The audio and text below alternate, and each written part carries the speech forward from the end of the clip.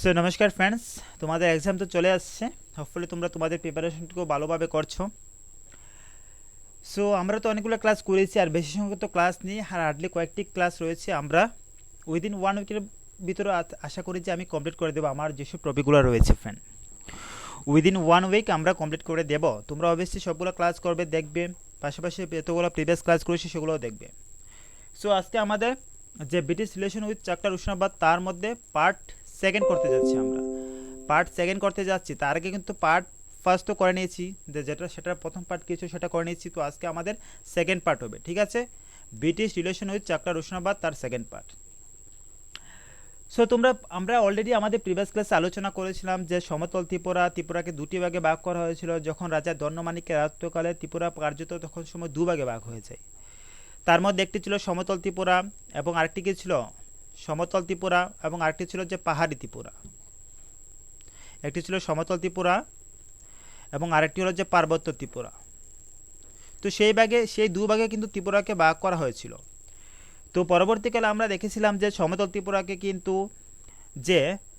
ত্রিপুরাকে বা পরবর্তীকালে চাকরার উষ্ণবাদের উদ্ভব হয়। সমতল ত্রিপুরাকে নিয়ে কিন্তু পরবর্তীকালে চাকরার উষ্ণবাদের উদ্ভব হয়, এবং সেই সমতল ত্রিপুরা অর্থাৎ চাকরার উষ্ণবাদ যে জায়গাটা ছিল, সেগুলো শুধু যে ত্রিপুরার সেই সমতল জায়গাগুলো নিয়েছিল সেটা নয়, সেগুলো ছিল নোয়াখালী ত্রিপুরা শ্রীহট্ট জেলার সেই 570 বর্গমাইল, যে 570 বর্গমাইল জায়গা নিয়ে কিন্তু সেই সমতল ত্রিপুরা নিয়ে কিন্তু চাকলার উষ্ণবাদ জমিদারি সেগুলো গঠন করা হয়েছিল।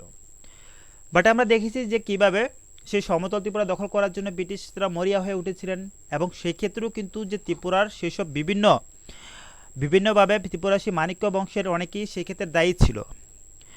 তো সমতল ত্রিপুরা যখন দখল করে তখন ছিল রাজা দন্ডমাণিক্য রাজত্বকাল, এবং তখন সময় যে ছত্রমাণিক্য তার বংশধর হয়ে সেই রাজ্য দখল করার জন্য তখন সময় ইংরেজদের বিভিন্নভাবে পরিচিত করছিল। তখন সময় যে তখন সময় বাংলা নবাব ছিল সুজাউদ্দিন।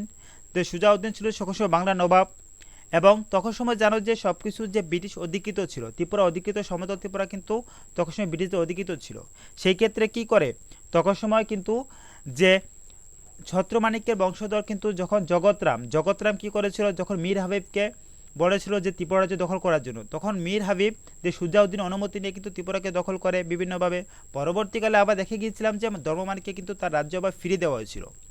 এইভাবে কিন্তু সমতল ত্রিপুরা কি করে, যে মোগল তারা বা নবাব তারা শাসন করতে থাকে। পরবর্তীকালে কি হচ্ছে, পরবর্তীকালে যখন পলাশী যুদ্ধ হয়, পলাশী যুদ্ধে দেখা গিয়েছিল যে পলাশী যুদ্ধে যখন ইংরেজরা জয়ী হয়েছিল, পরবর্তীকালে আবার মীর কাসিমকে রাজত্ব দিয়েছিল। তো মীর কাসিম রাজত্ব পাওয়ার পরে কিন্তু মীর কাসিম যখন রাজত্ব পায়, সেই সমতল ত্রিপুরা যখন রাজত্ব পায় মীর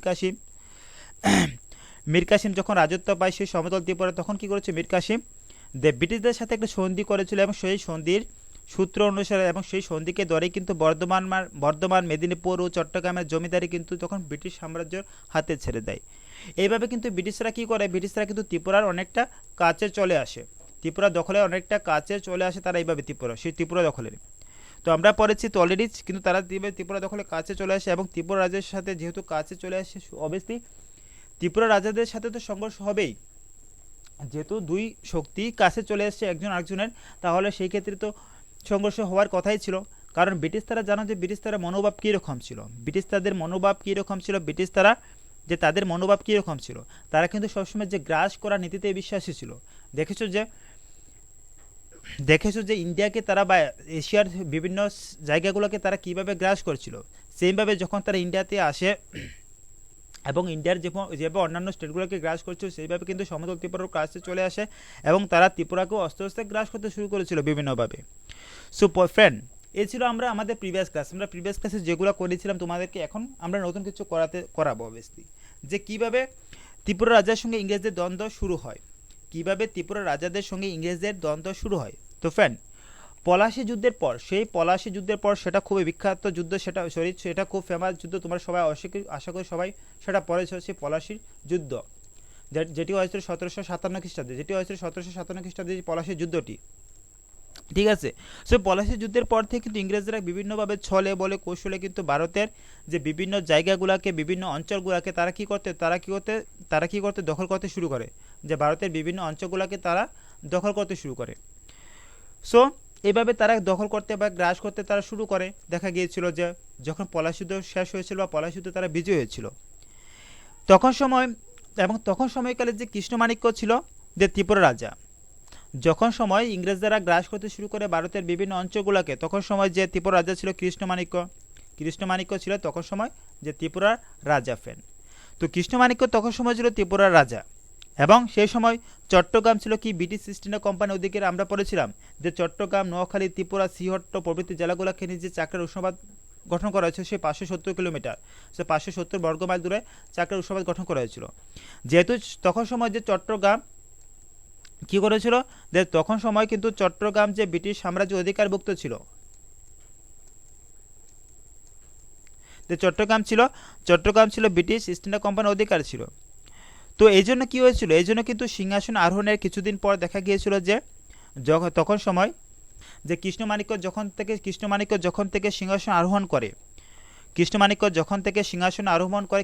কে করেছিল যে কৃষ্ণমাণিক্য যখন থেকে সিংহাসন আরোহণ করতে শুরু করে, তখন থেকে কী করেছিল যে ইস্ট ইন্ডিয়া কোম্পানির সাথে কিন্তু তাদের সাথে বিভিন্নভাবে বিরোধ শুরু করে। কিসের জন্য?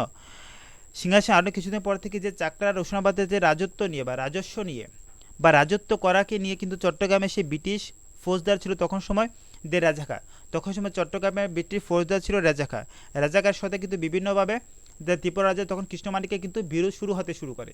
ইয়েস, তখন সময় একজন আরেকজনের মধ্যে বিরোধ শুরু হতে দেখা যায়, এবং ফৌজদার রাজাখা তখন সময় কী করলো, এই ব্যাপারে ত্রিপুরা রাজ্যকে উপযুক্ত শাস্তি দেওয়ার ব্যবস্থা উনি নিতে চাইছেন, যে ত্রিপুরা রাজ্যকে যাতে উপযুক্ত শাস্তি দেওয়া যায়, এবং সেটা দেওয়ার জন্য তখন সময় বাংলা নবাবের কাছে তখন সময় উনি সৈন্য পেয়ে পাঠান।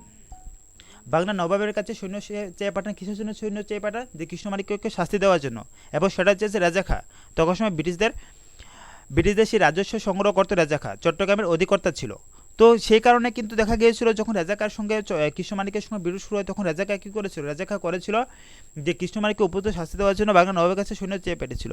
সেক্ষেত্রে নবাব কি সৈন্য না দিয়ে পারবে? কারণ নবাব তখন সময় কিন্তু পলাশ যুদ্ধের পর কিন্তু নবাব তখন ইংরেজদের হাতের পুতুলে পরিণত হয়, যে ইংরেজদের তখন হাতের পুতুলে পরিণত হয় না, সেক্ষেত্রে অবভিয়াসলি কিন্তু যে তখন সময় নবাব কিন্তু সৈন্য না দিয়ে থাকতে পারেননি। সুতরাং এবং তখন সময় সেই বিষয়টি দেখাশোনা করার জন্য তখন ব্রিটিশ গভর্নর যে বেনসিটাটকে পাঠিয়েছিল, তখন সময় ব্রিটিশ গভর্নর যে মিস্টার বেনসিটাটকে তখন সময় পাঠিয়েছিল। কোথায় পাঠিয়েছিল?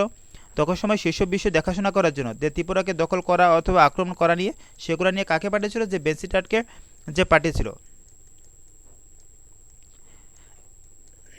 তো সেইভাবে কিন্তু তখন সময় যে বেনসিটাটকে যে ব্রিটিশ গভর্নর বেনসিটাটকে পাঠায়, এবং বেনসিটাট কিন্তু সেটা সুবর্ণ সুযোগ বলে গ্রহণ করেছিল, ত্রিপুরাকে দখল করার একটা সুবর্ণ সুযোগ বলে গ্রহণ করেছিল, যেহেতু তারা দখল করার জন্য কোনো রাস্তা খুঁজে পাচ্ছিল না ত্রিপুরাকে, এবং তখন সময় যে কৃষ্ণমাণিক্যের বিরোধ চলছিল রাজাকার সাথে, এবং সেটাকে ব্রিটিশ গভর্নর সে বেনসিটাট সুবর্ণ সুযোগ বলে গ্রহণ করে সিদ্ধান্ত নেওয়ার জন্য উনি ঠিক করেছে। তখন সময় ত্রিপুরা রাজ্যকে দখল করার জন্য তখন সময় উনি সেটা দায়িত্ব দিয়ে যান, তখন ব্রিটিশ গভর্নর বেনসিটাট তখন সময় সেটা দায়িত্ব দিয়ে দেন যে চট্টগ্রামের যে কাউন্সিলর ছিল তখন সময় তাদের হাতে ছেড়ে যায়। এই পরিস্থিতি কী হয়েছিল? এই পরিস্থিতি কিন্তু চট্টগ্রামের সেই প্রতিনিধি তখন ছিল, চট্টগ্রাম থেকে তখন প্রতিনিধি ছিল যে ব্যারেলেস্ট। উনি কী করলেন, যে ওনাকে সেই দায়িত্ব দেওয়া হয়েছিল।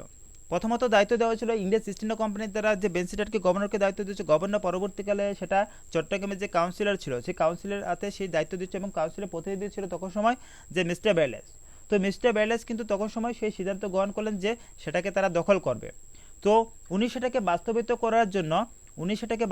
করার জন্য তখন পরবর্তীকালে তখন লেফটেন্যান্ট ম্যাথুসকে কী করে, উনি নিয়োগ করেন, যে উনি নিয়োগ করেছিলেন। সো লেফটেন্যান্ট ম্যাথুসকে উনি নিয়োগ করেছিলেন, যে চট্টগ্রামের যে প্রতিনিধি ব্যারেলেস কী করেছে, ম্যাথুসকে নিয়োগ করেছিলেন, এবং সৈন্য সামর্থ্য দিয়ে ত্রিপুরায় পাঠিয়ে দেন, যাতে ত্রিপুরা রাজ্যকে দখল করার জন্য। এইভাবে কিন্তু ত্রিপুরা রাজ্য দখলের প্রস্তুতি শুরু হয়ে গিয়েছিল, যে ত্রিপুরা রাজ্যকে যে কীভাবে ব্রিটিশদের সাম্রাজ্যের অধীনে নিয়ে আসা যায়, তার জন্য সেইভাবে ইংরেজ গভর্নমেন্ট দ্বারা বা ব্রিটিশ ইস্ট ইন্ডিয়া কোম্পানির দ্বারা বিভিন্নভাবে সো এইভাবে তারা প্রস্তুতি নিতে শুরু করে। এখন আসবে ত্রিপুরা রাজ্যের সঙ্গে তাদের কীভাবে বিরোধ শুরু হলো। তো যেহেতু কেউ আক্রমণ করতে আসছে বাইরে থেকে, তাহলে কেউ কি সেই দেশের শাসক কি বসে থাকবে? অবশ্যই বসে থাকবে না। তো তখন সময় কি করলো লেফটেন্যান্ট ম্যাথেজ যখন 1761 খ্রিস্টাব্দে, লেফটেন্যান্ট ম্যাথেজ যখন 1761 খ্রিস্টাব্দে কি করলো, যে 1761 খ্রিস্টাব্দে যখন 28শে ফেব্রুয়ারি যখন 1761 খ্রিস্টাব্দে 28শে ফেব্রুয়ারি, তখন সময় মাত্র 200 বন্দুক, 200 সৈন্য, কিছু সংখ্যক বন্দুক এবং কয়েকটি কামান নিয়ে কিন্তু ত্রিপুরা রাজ্যের উদ্দেশ্যে যাত্রা করে। তোমরা দেখেছো ত্রিপুরা রাজ্য কিন্তু তখন সময় এখন পর্যন্ত কিন্তু সেসবগুলো রয়েছে। সো তখন সময় কি করে, তখন সময় কিন্তু যে 1761 খ্রিস্টাব্দে 28শে ফেব্রুয়ারি, তখন সময় 200 সৈন্য, কিছু বন্দুক এবং কয়েকটি কামান নিয়ে ত্রিপুরা রাজ্য যাত্রা শুরু করে। এবং তখন সময় যে ত্রিপুরা যে কৃষ্ণমাণিক্য ছিল তখন সময় রাজা পড়েছিলাম, যে কৃষ্ণমাণিক্য কে ছিলেন, তখন সময় ত্রিপুরা রাজা ছিল কৃষ্ণমাণিক্য। তো কৃষ্ণমাণিক্য অবভিয়াসলি তো তার বিরোধিতা করবে। তো কৃষ্ণমাণিক্য কি করেছিল, সেগুলো যাতে তাদেরকে যাতে কৌশলে, তাদের দুর্গ তাদেরকে যাতে কৌশলে পরাজয় করা যায়, সেই জন্য যে কৃষ্ণমাণিক্য যে কসবা, যে এখন যে কসবা রয়েছে, সেই কসবা দুর্গে কিন্তু প্রচুর সৈন্য সমাবেশ ঘটালো। সেখানে যুদ্ধটা হওয়ার কথা ছিল সেই কসবার জায়গার মধ্যে, যে কসবা দুর্গে প্রচুর সৈন্য সমাবেশ ঘটালো। তখন মেথুস কি করলো, তখন মেথুস ত্রিপুরা রাজ্যে এইসব প্রিপারেশন দেখে কিন্তু উনি একটা ভয় পেয়ে গেল যে ত্রিপুরা রাজার সাথে কি আমি কি পারবো? অবভিয়াসলি যে ত্রিপুরা রাজা যেভাবে সৈন্য সামর্থ্য দিয়ে রেডি হয়ে রয়েছে, আমি কি সেই 200 সৈন্য এবং কিছু সংখ্যক বন্ধু এবং কামান দিয়ে ত্রিপুরা রাজাকে হারাতে পারবো? তো সেই ক্ষেত্রে কি করলো, তো সেই ক্ষেত্রে মেথুস যে সম্মুখ যুদ্ধে হেরে যাওয়ার ভয়ে কিন্তু তখন সময় একটি কূটনীতিক চাল চাললো। এবং সেই কূটনীতিক চাল ছিল তখন সময় কূটনীতিক চালটা ছিল যে, তখন সময় যে ত্রিপুরার সেনাধ্যক্ষ ছিল বক্সি, বক্সি ছিল ত্রিপুরার সেনাধ্যক্ষ। সো বক্সি ছিল ত্রিপুরার সেনাধ্যক্ষ, এবং উনাকে কি হলো, যে উনাকে কিছু পুরস্কার দিয়ে, কিছু লোভ লালসা দেখিয়ে উনি কি করেছে, বক্সিকে কিন্তু তাদের দখলে নিয়ে আসলো। কাদের দখলে? সে ইংরেজদের দখলে নিয়ে আসলো। মেথুস তাদের দখলে নিয়ে আসলো, যেভাবে সে পলাশী লুণ্ঠনে বা পলাশী যুদ্ধের সময় করেছিল, মির্জাফরকে যেভাবে ইংরেজদের দখলে নিয়ে গিয়েছিল, ঠিক আছে, সেম কিন্তু ত্রিপুরার সাথে হয়েছে। সে কিন্তু সেম ঘটনা, কিন্তু সেম হিস্ট্রি কিন্তু ত্রিপুরার সাথে রিপিট হয়েছে ফ্রেন্ড। সে বক্সিকে কি করলো, বক্সিকে কিন্তু যে যে ত্রিপুরা যে সেনাধ্যক্ষ ছিল বা ত্রিপুরা সেনাপতি ছিল, তাদেরকে ইংরেজদের দখলে নিয়ে আসে কিছু উপহার দিয়ে। সো ব্রিটিশ বাহিনীর সঙ্গে যখন পরবর্তীকালে যুদ্ধ হয়, তখন কি করেছিল মেথুস, কিন্তু তখন ত্রিপুরার যে সৈন্য ছিল তাদেরকে কিন্তু তখন সময় যে দুর্গ পরিত্যাগ করে, তখন তাদেরকে বলে যে দুর্গ পরিত্যাগ করে গভীর জঙ্গলে যেতে তারা আশ্রয় নেয়। কারণ দেখা গিয়েছিল কি, মেথুস তো বক্সি তো সেই ব্রিটিশদের সঙ্গে চলে গিয়েছিল কিছু উপহার পাওয়ার বিনিময়ে। তখন সময় কি করেছিল, সেই সেনাদের উনি পারমিশন দেন যে সেনারা যাতে যুদ্ধ না করে এবং তাদের সেই দুর্গ পরিত্যাগ করে যাতে জঙ্গলে পলায়ন করে। ফলে কি হয়েছে, ফলে কিন্তু সেই সৈন্যদের মধ্যে বিভিন্নভাবে বিশৃঙ্খলা দেখা দিয়েছিল। সৈন্যরা কিন্তু অনেকটা প্রিপারেশন নিয়েছিল বা তারা করবে বলে, বাট হঠাৎ করে এরকম পারমিশন পাওয়ার ফলে কিন্তু সৈন্যদের মধ্যে বিভিন্ন বিশৃঙ্খলা দেখা দেয়। অবশেষে কি করে, অবভিয়াসলি তারা কি করবে, যেহেতু উপযুক্ত সেনাপতির অভাব ছিল, উপযুক্ত নেতৃত্বের অভাব ছিল, সেই ক্ষেত্রে সৈন্যরা কি করবে, সৈন্যরা বাধ্য হয়ে তখন কিন্তু তারা গভীর জঙ্গলে পলায়ন করে। এবং পরবর্তীকালে কিন্তু মহারাজা কৃষ্ণমাণিক্যকে তখন সময় গ্রেপ্তার করা হয়েছিল, এবং সারেন্ডার করতে বাধ্য হয়েছিল কার সামনে, যে তখন সময় সেই লেফটেন্যান্ট মেথুসের সামনে কিন্তু নিকটবর্তী সমর্থন করতে বা সারেন্ডার করতে বাধ্য হয়েছিল। এইভাবে কিন্তু সমতল ত্রিপুরা সেটা দখল করে নিয়েছিল ফ্যান। সো এখন আসো যে কৃষ্ণমাণিক্য যখন আত্মসমর্পণ করার পর কিন্তু পরবর্তীকালে যে চট্টগ্রামের যে কালেক্টর ছিল, যে মিস্টার মেরিয়ট, চট্টগ্রামের তখন সময় কালেক্টর ছিল কে, মিস্টার মেরিয়ট। তোমরা অবশ্যই সেগুলো নামগুলো লিখে রাখতে পারো, তাহলে সুবিধা হবে তোমাদের। যে মেরিয়ট ছিল চট্টগ্রামের যে কালেক্টর, তোমরা অবশ্যই লাস্ট অবধি থাকবে, যারা লাস্ট অবধি থাকবে তাদের কিন্তু রোল কাউন্ট করবে, মনে রাখবে ফ্যান। তো সবাই লাস্ট অবধি থাকবে এবং ক্লাসটি কমপ্লিটলি দেখতে ট্রাই করবে ফ্যান, ঠিক আছে। তখন সময় চট্টগ্রামের কালেক্টর ছিল মিস্টার মেরিয়ট, যে 1761 খ্রিস্টাব্দে 15 মার্চ কিন্তু ত্রিপুরায় আসেন। তখন সময় চট্টগ্রামের যে কালেক্টর ছিল মিস্টার মেরিয়ট 1761 খ্রিস্টাব্দে উনি কি করে, 1761 খ্রিস্টাব্দে 1761 খ্রিস্টাব্দে 15 মার্চ ত্রিপুরা আসেন। এবং ত্রিপুরা আসার কারণ কি ছিল, ত্রিপুরা আসার কারণ ছিল যে তখন সময় উনি ত্রিপুরা এসে ত্রিপুরা রাজার সাথে কিন্তু দুটি চুক্তি স্বাক্ষর করে। তখন সময় দুটি যে চুক্তি সেটি স্বাক্ষর করেছিল, দুটি চুক্তি উনি কার সাথে স্বাক্ষর করে, তখন ত্রিপুরার রাজার সাথে দুটি চুক্তি স্বাক্ষর করে। এবং সেই দুটি চুক্তির প্রথমটি হলো যে 1 লক্ষ টাকা দিতে, তখন সময় যে মাণিক্য রাজা রাজস্ব বাবদ ইংরেজ সরকারকে 1 লক্ষ টাকা দেবে। রাজস্ব বাবদ ইংরেজ সরকারকে কত টাকা দিবে, যে 1 লক্ষ টাকা তারা দেবে। কাকে দেবে, যে সেই ইংরেজদের কত 1,00,000 টাকা দেবে, 1,00,000 টাকা তারা দেবে, ঠিক আছে। এবং দ্বিতীয় চুক্তি অনুসারে যে প্রথম চুক্তিতে ছিল তাদের 1,00,000 টাকা দেবে রাজস্ব বাবদ, যে প্রত্যেক বছর তোমাদেরকে 1,00,000 টাকা দিতে হবে রাজস্ব বাবদ। এবং দ্বিতীয় চুক্তি অনুসারে তিনি সৈন্যদের খরচ বাবদ কিন্তু অবভিয়াসলি যে তখন সময় সৈন্যদের খরচ বাবদ কিন্তু সবসময় কত করে দিতে হবে, সবসময় মোরদের কিন্তু 45,000, যে 45,000-এর বেশি করে দিতে হবে, মোর দেন 45,000 টাকা করে যে সৈন্যদের খরচ বাবদ দিতে হবে। এইভাবে কিন্তু সমতল ত্রিপুরা কিন্তু ত্রিপুরা রাজ্যের সাথে ব্রিটিশ তারা ত্রিপুরা রাজ্যের সাথে চুক্তি স্বাক্ষর করে এবং চুক্তি স্বাক্ষরের মধ্য দিয়ে ত্রিপুরা রাজ্যকে তারা কৌশলে এবং বিভিন্নভাবে দখল করে নিয়েছিল। বাট তখন সময় কিন্তু সেই সময় কিন্তু যে পার্বত্য যে ত্রিপুরা ছিল, আমরা বলেছিলাম ত্রিপুরাকে দুটি ভাগে ভাগ করা হয়েছিল, ত্রিপুরাকে দুটি ভাগে ভাগ করা হয়েছিল। বাট তখন সময় কিন্তু যে পার্বত্য ত্রিপুরা কিন্তু তখন সময় স্বাধীন ছিল। পার্বত্য ত্রিপুরা নিয়ে কিন্তু ব্রিটিশদের কোনো ইচ্ছা অনিচ্ছা ছিল না, কারণ পার্বত্য ত্রিপুরা থেকে তারা সেরকমভাবে কোনো কিছু পাবে বলে আশা করেনি। তো সেই জন্য পার্বত্য ত্রিপুরাকে তারা তখনও স্বাধীন রেখেছিল।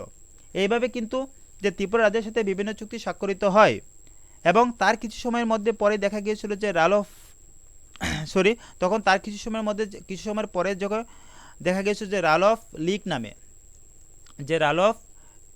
লিগ নামে যে সরকারের পক্ষ থেকে তখন ত্রিপুরা রাজ্যের স্থায়ী রেসিডেন্ট পদে নিযুক্ত করা হয়। যে ত্রিপুরা রাজ্যের স্থায়ী রেসিডেন্ট পদে রাল অফ লিগ নামে একজনকে নিযুক্ত করা হয়েছিল, যাতে ত্রিপুরার সেসব পরিস্থিতি দেখা, ত্রিপুরার সব কিছু দেখা, ত্রিপুরাকে বিভিন্নভাবে পারমিশন দেওয়া। সেই জন্য কিন্তু যে রাল অফ লিগ নামে ত্রিপুরা একজন ব্রিটিশ সরকারের পক্ষ থেকে ত্রিপুরার মধ্যে একজনকে স্থায়ী রেসিডেন্ট হিসেবে নিযুক্ত করেছিল।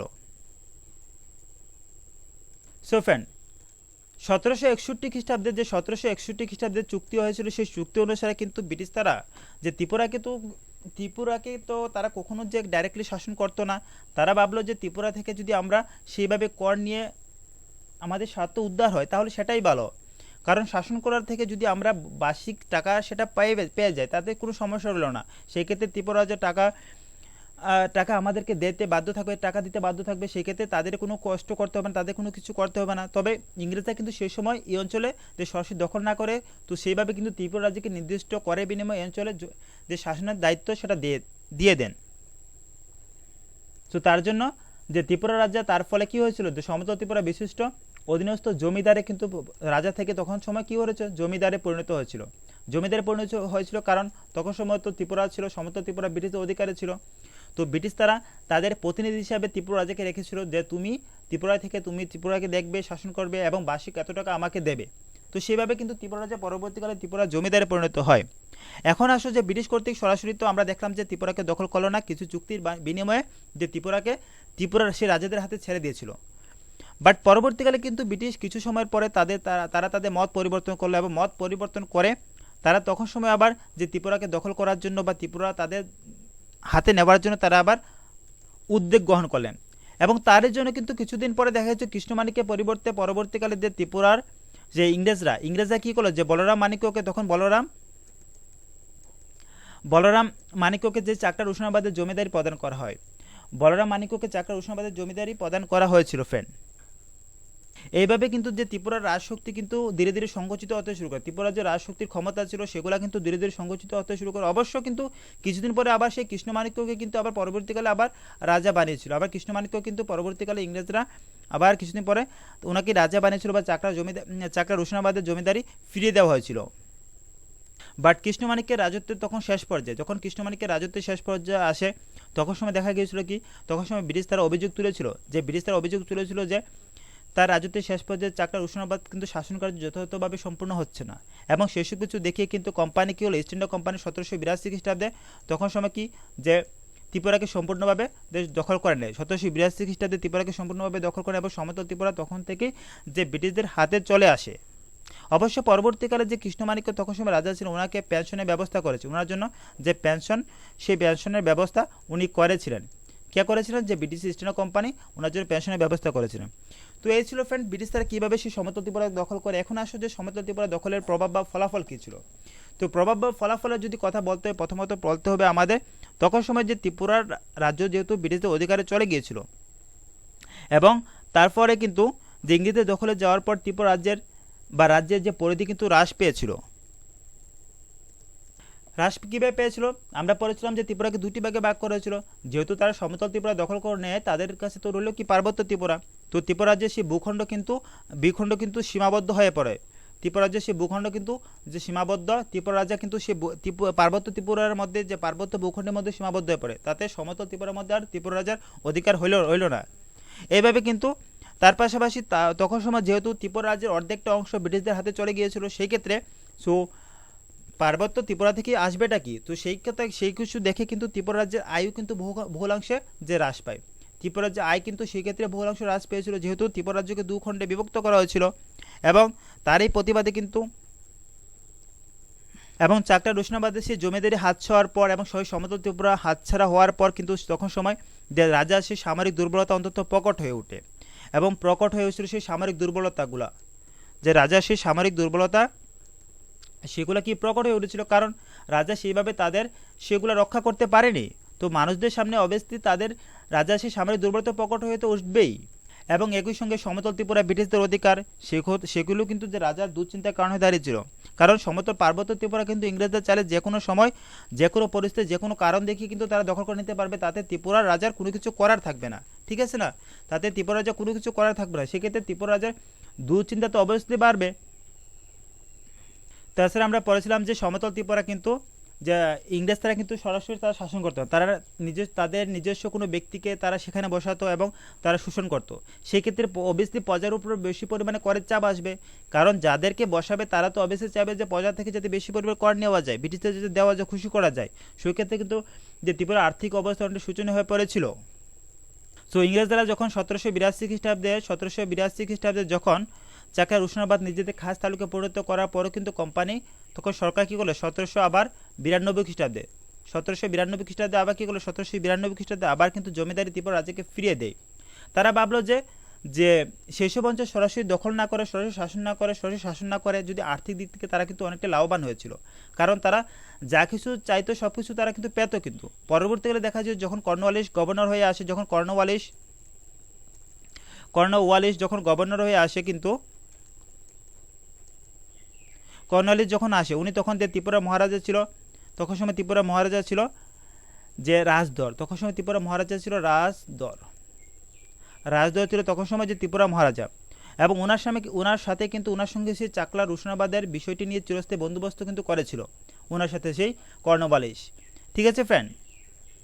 সো এইভাবে কিন্তু যে সমতল ত্রিপুরা যে ব্রিটিশদের হাতে চলে যাওয়া কিন্তু সেখানকার যে ভূমি রাষ্ট্র ব্যবস্থা কিন্তু বিরাট পরিবর্তন হয়েছিল ফ্রেন্ড। এবং যদি লাস্টে বলতে হয় তাহলে আমরা দেখতে পাবো যে এবং বলতে পারি যে সমতল ত্রিপুরা ইংরেজদের দখলে চলে যাওয়া কিন্তু ত্রিপুরার স্বাধীনতা কিন্তু আর রইল না, ত্রিপুরা প্রজাদের রাজাদের কারোর স্বাধীনতা রইল না। সো ত্রিপুরার স্বাধীনতা সম্পূর্ণ ইংরেজদের ইচ্ছা অনিচ্ছা তাদের উপর নির্ভরশীল হতে শুরু করেছিল। ইংরেজরা যেভাবে চাইতো সেভাবে তারা রাজ্যকে শোষণ করতে পারত। তো লাস্টে বলা যায় সর্বশেষ যদি আমরা সেটাই বলতে পারি যে সমতল ত্রিপুরা দখল করার পর যে অধিকাংশ কিন্তু সময় যে অঞ্চলে জমিদারি বুক করতো সমতল ত্রিপুরা রাজারা কিন্তু বেশিরভাগ সময় দিয়ে সমতল ত্রিপুরা জমিদারি বুক করতে তারা কিন্তু আর সেইভাবে স্বাধীন রাজা হিসেবে ছিল না। এবং তার পরিবর্তে কিন্তু পরবর্তীকালে ত্রিপুরা রাজ পরিবারের মধ্যে কিন্তু বিভিন্ন অন্তর্দ্বন্দ্ব, বিভিন্ন আভ্যন্তরীণ দ্বন্দ্বগুলো সেগুলো চরম আকার ধারণ করে। এইভাবে কিন্তু যে ব্রিটিশ কর্তৃক যে সমতল ত্রিপুরা দখল ত্রিপুরার যে অশান্তির কারণ হয়ে দাঁড়িয়েছিল ফ্রেন্ড। তো এই ছিল ফ্রেন্ড আমাদের ছোট্ট ক্লাস, তোমরা অবশ্যই বলবে যে কীরকম লাগলো। সফরে তোমরা বুঝতে পারছো আমরা দুটি ক্লাসের মাধ্যমে কিন্তু সেই ব্রিটিশ রিলেশন উইথ চাকরা উৎসবা সেটা কমপ্লিট করে নিয়েছি।